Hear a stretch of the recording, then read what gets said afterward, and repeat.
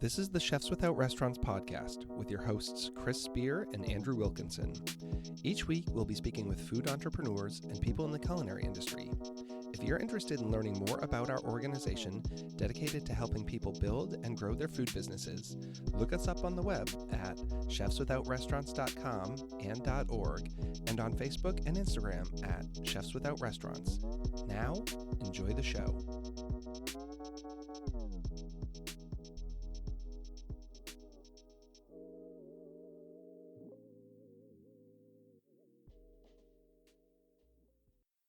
What's up, y'all? We're here. I'm Andrew. This is Chris.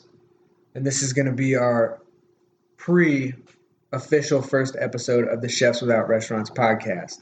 This is like a preliminary episode just to kind of let everybody... It's actually going to be more of a conversation between me and Chris to figure out exactly what our goals, mission, and, values for this podcast are going to be. We decided to just kind of wing it and figure that out along the way. So we're going to start the documentation of those things right here, right now, today. If you're listening to this, maybe in a week or two, you'll be able to listen to our very first podcast where we interview each other. But this is just kind of to let everybody know what we're doing. We're going to kind of put it out there. I think a lot of you, if you're listening, probably have some familiarity with us, both personally and the Chefs Without Restaurants group. But if you're a new listener, and I hope we're going to have thousands, maybe millions of new listeners out there, we're going to kind of let you know what this is all about. So I guess we should start by talking about Chefs Without Restaurants and what that is all about. And I think that you, Chris, are probably a little more well-suited to do that since you are the founder of Chefs Without Restaurants. So I have a personal chef business called Perfect Little Bites. I bring the restaurant experience into my customers' homes. I started that as a side gig about 10 years ago, and I've been doing it full-time for 3 years now. But I found that there weren't a lot of resources for what I was doing. I mean, there's a Personal Chefs Association, and I actually joined them probably about 7 years ago, took their class. There's a lot of information, but it didn't really fit with what I wanted to be doing, so I started to blaze my own path. And in the process, I found a lot of success as a personal chef. And people started asking me to tell my story. I did a bunch of podcasts, interviews with other people. And I kept kind of saying that same things over and over.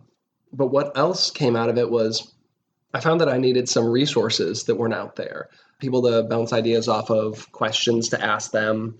Something that is huge for me now is, I don't have employees for my business. So how can I find people to work for me? And I thought I'd very informally have a group, mostly through social media, of people in the DC metro area that I could rely on. We could help each other out, share jobs. Quite often, I'll be booked on Saturday night and a customer would say, hey, can you come do a dinner for me on Saturday? And I'd have to say, sorry, I'm booked. But then I thought, well, I've started to get a lot of friends who are doing this. Why shouldn't I be sharing the jobs with them? So I thought I was going to create something super informal where I could kind of share jobs with friends and vice versa. And Chefs Without Restaurants was born out of that. And I can get into the name of that in a little bit. But I thought it was going to be just a handful of people. And then I talked about it on my personal Facebook page. And just said, hey, I'm starting this thing, Chefs Without Restaurants. Here's what it's all about. And I'm friends with Laura Hayes, who writes the food column for the DC City paper. And I think that afternoon she messaged me and said, I think you've got something here, and I'd like to talk about it this Thursday. So could you hop on a call tomorrow? And I did. And then it went to print. And then by the weekend, we had like 200 people follow the Facebook page. And that's when I realized that there was something here that was bigger than just me and like 3 people I knew. And it's been helpful to me just to have that page to go to or like see what people are posting, to chime in on discussions and stuff. Yeah, hopefully, along with like some listenership, hopefully we can grow that platform as well. Yeah, and so one of the things for me is also that I feel a lot of these resources can be free and should be free. For me, it's kind of like sticking it back to the man, because there's these platforms like Thumbtack, and I still use them somewhat, but that's a platform where people can come on and customers and say they're looking for a chef and here's the details. And if you want to get in front of that customer, you send them an email and it costs anywhere from $30 to $100 to get a lead. And even if it doesn't pan out, you still paid the money. And we have enough chefs in our group that I think we can be sharing these for free. The platform, without the chefs, there is no platform. And I think you can just share the love. So if I can't do a gig on Saturday night, it doesn't hurt me to send the job to a peer, whether it's someone I know personally or just someone within our group who maybe I've never even met, without saying to them, okay, but pay me $30 or give me a percentage of that. And that's what I wanted, was to build this network where we could kind of do a lot of that in-house. This is a group that there's no official membership. You don't have to apply. There's no cost or fee. I don't charge an annual or monthly membership. I'm not looking for any money out of gigs. I just say, contribute to the group, share your knowledge, share resources, help one another. And that's kind of what I'm looking to get out of it. So this is not something that I've currently monetized. I mean, yes, I'm looking long-term at ways to monetize, but I want to keep it free for the chefs. So that's the balance that we're trying to walk right now. I know we talked about this already today, off audio, I guess. There was a term that you used. We actually already went through this already. Was it food businesses or independent food businesses? Independent food operators, I think. Because we're not trying to have a narrow scope. Like, this podcast and this resource isn't just for personal chefs. It's not just for a food truck operator. I think what we're trying to target is someone who could be a personal chef, who could be a food truck operator, who, even though it's called Chefs Without Restaurant, might have a dream to open their restaurant, but you have to start somewhere. You have to be somewhere at some point where you are a chef without a restaurant. And, I guess the whole purpose behind all this is to leave our print on the world, on the industry, you know what I mean? And kind of like push it into a better direction. So I guess if we can influence any of those people, whether they're opening a restaurant or trying to be a personal chef or being a food truck, that we can push the industry in a direction that's beneficial to all of us through our listeners and members of the group. Yeah, the entrepreneurial spirit. So one of the things is, I live in Frederick, Maryland. I'm not from here. I've grown up and lived in bigger cities where there seemed to be a food community. And I moved here, and there's a lot of restaurants. And I thought there were going to be so many cool chefs who would want to do events together, network, have a good time. I could be mistaken, but I have not found that community. This is a owner-driven community of food establishments and not chef-driven.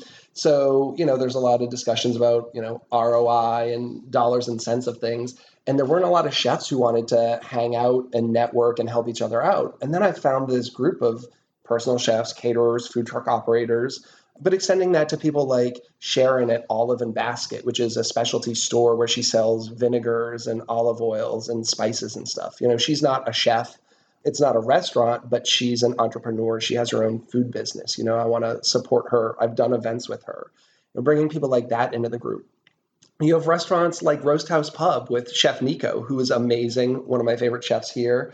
He's been very supportive of me, the group, but I think a lot of that comes down to he is the chef owner of his business. He's not part of a larger restaurant group, so he's still fighting the same challenges that I think we as small food entrepreneurs have. So for me, it was more connecting with people who understand the challenge of owning and running your own small food business. So yeah, we extend that out to also some smaller restaurants. Mm-hmm. I think at a deeper level, really what it's about is it's about culture, you hear a lot about company culture and like business culture a lot now. So like, I guess something that I think it would be cool to tackle is just like industry culture.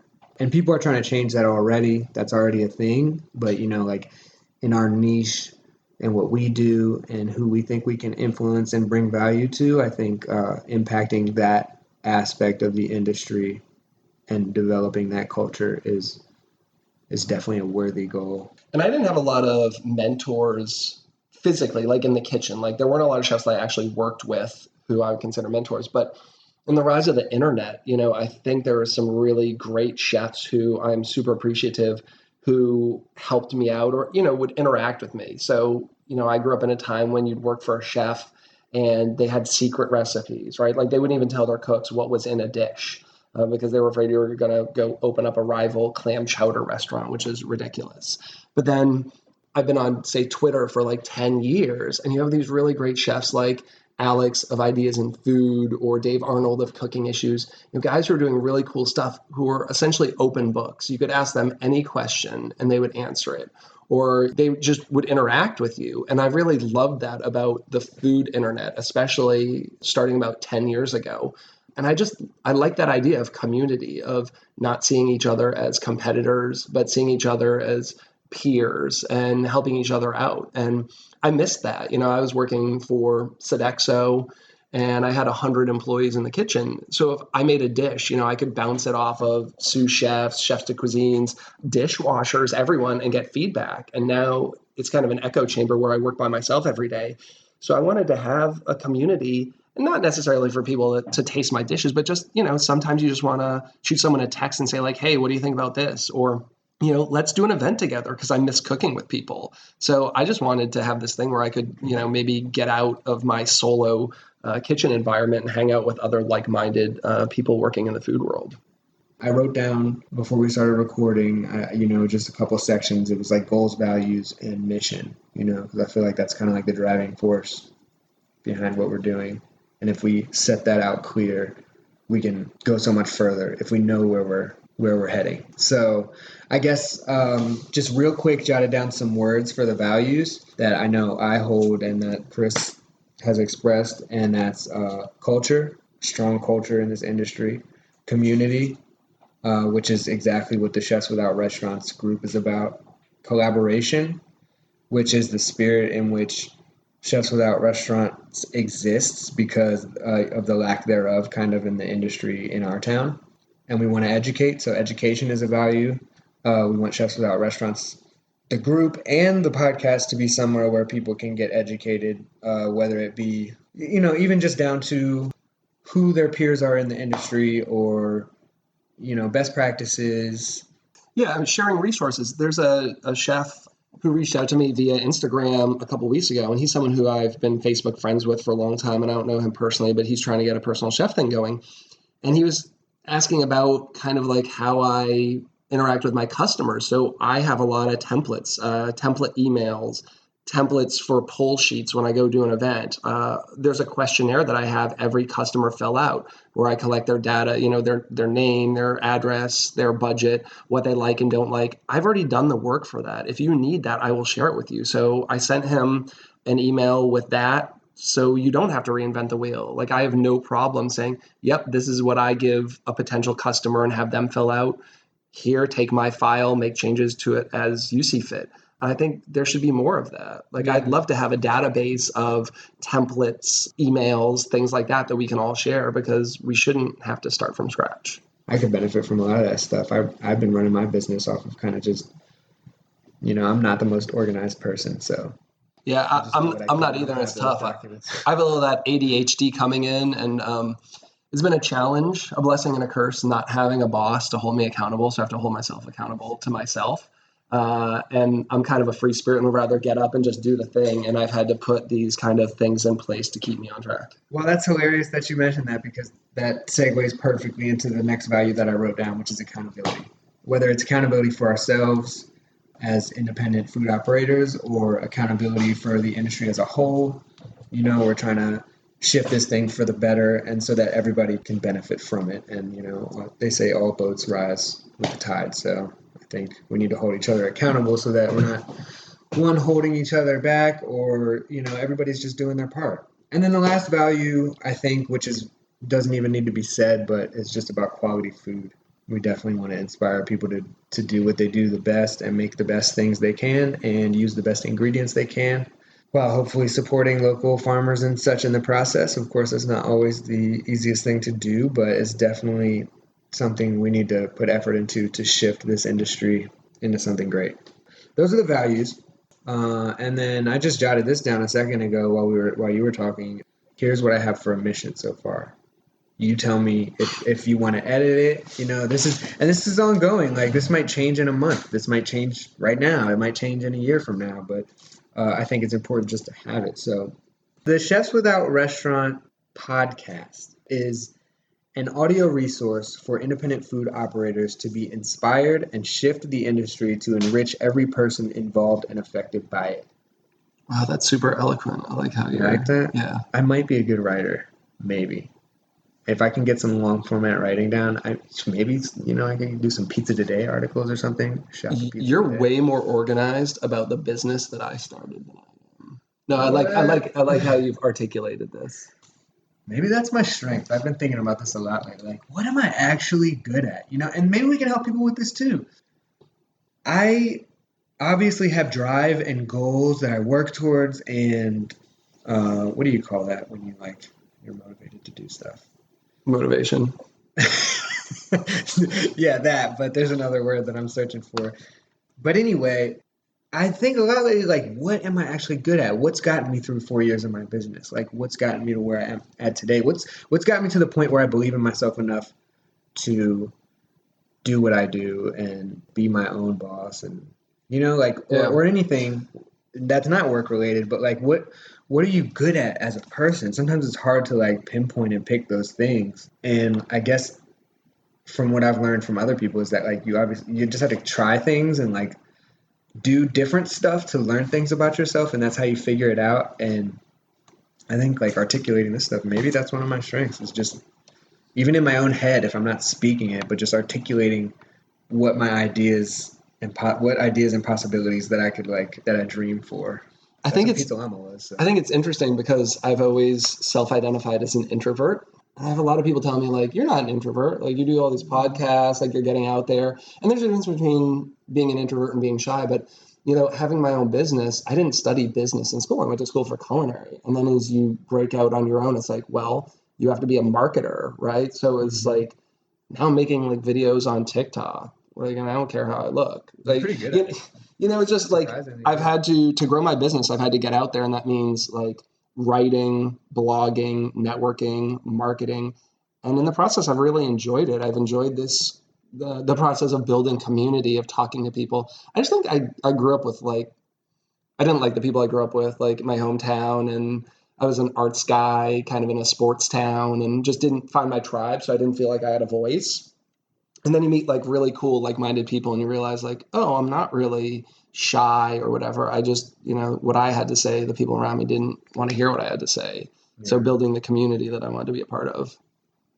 And giving this group room to grow, it's a little different for different people. We have people who consistently come on to the Facebook page and just say, hey, I'm doing an event on Saturday and I need someone to work on my food truck. Like that's what they get out of it. I have other people who want to come in and want resources such as email templates, and then other people who just want to come on and bounce culinary ideas. So I've given it a lot of leeway. So it's hard to articulate quickly in an elevator speech when people say like, what is Chefs Without Restaurants and who's it for? Because it's a little different for everyone. And then we have the two sides. It's for the chefs, but it's also a resource for customers. We're building a database of chefs. So when you come on as a customer, I'm hoping to be able to get you, whether you need a food truck for your event or a personal chef like myself for a small dinner or a caterer for a 200-person wedding. Like I want to be able to find that for you. So there's kind of a dual purpose. We're a B2B organization, but we're a B2C organization as well. Definitely stay tuned for the app. Oh, yeah. Yeah. App develop. Like, seriously, I do have a couple things that are cooking that I'm not even remotely close to blasting out there, but I would love to have an app if there's any awesome app developers. No, I mean, there's a lot of apps, like Thumbtack has an app where you can go on as a customer and put in a gig and all that stuff. Shout out to Thumbtack for the low price of starting at $2 million. You can buy Chefs Without Restaurants and I'll shut it down and go start something else. Just thought I'd mention it. I'll take a couple million. But there are a lot of great opportunities out there. And I think that this thing could potentially grow into ways that I haven't even thought about, especially as we bring more members into the group and just kind of see, I'm going to consistently be auditing where we're at, what people are getting value in. But I just think the podcast itself is really cool because I get to sit and talk to people I really like. Huge portion of the guests on this show are going to be people that are part of the group, or maybe just people that we would love to be part of the group.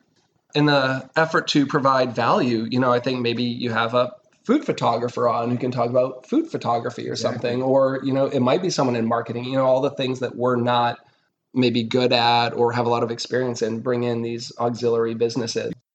The only thing that I have written down that we haven't gone over is goals, and I actually don't have any written down because I think that's it ties in with the mission and values. No, I think the mission and values are the goals, just to continue educating, supporting, building community. If you stay true to the pillars of that, I'm all about no drama.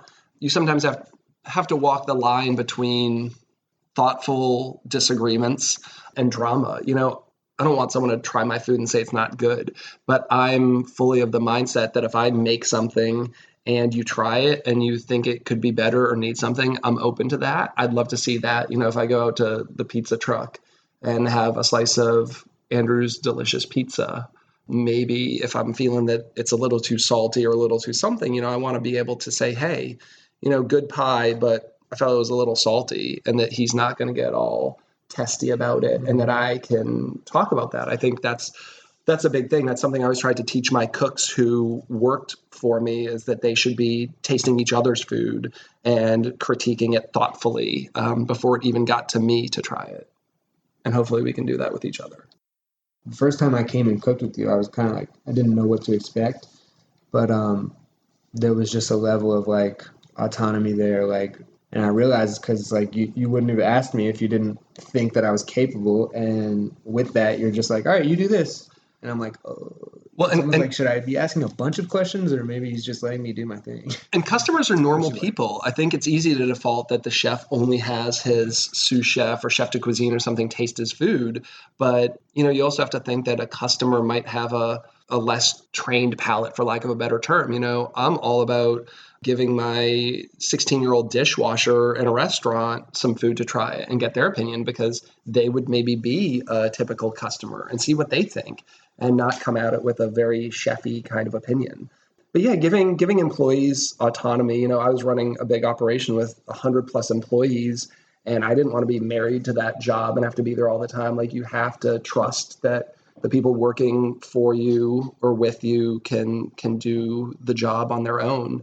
I've always wanted to just train people really well, but teach them how to kind of go off on their own, riff on their own, and not be concerned about minor little tweaks and adjustments. Like, Andrew could come on a gig with me and I could say, make this vinaigrette, and I try it and maybe it wouldn't be 100% the way I do it, but it's probably going to be like 90% or above. And rather than micromanaging that situation, I can go fast and we can still put out an awesome product, even if it's not 100% the way I would have done it. And then critique me on the back end. Chris has a point here, and it really comes down to like ego, Like, yeah. He built a little opportunity, I'm helping him out, and he's giving me an opportunity to learn some of these things or just do something different and get some experience. And if he had so much ego involved as to like throw this whole vinaigrette away because it was 95% and not 100, or even like 85 or 75% and not 100. Like, honestly, a 75% to us cooks could be super delicious to a consumer, and they won't even know the difference. It's just like, oh, this doesn't taste how I want to taste it. But somebody who you're just giving it to is going to be like, this is the best shit I've ever had. My wife gut checks me all the time. She used to be a chef, and she comes out on gigs, and like, she'll just say, like, it doesn't matter. Like, nobody's going to notice that. Like, I know you notice that, but they're not going to notice that. And that's kind of the way I have to think about it with my business. And I think we could all do a little more of that, like letting go just a little bit, that, it's going to be good enough. So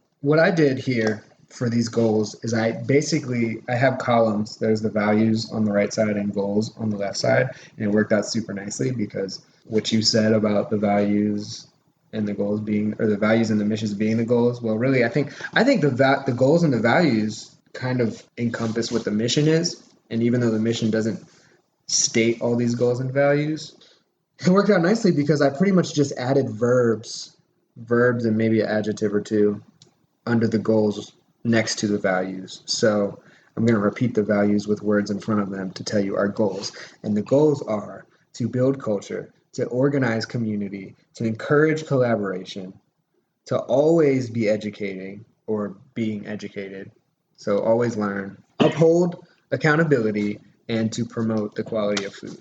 Yeah, that sounds amazing. Sounds pretty good to me.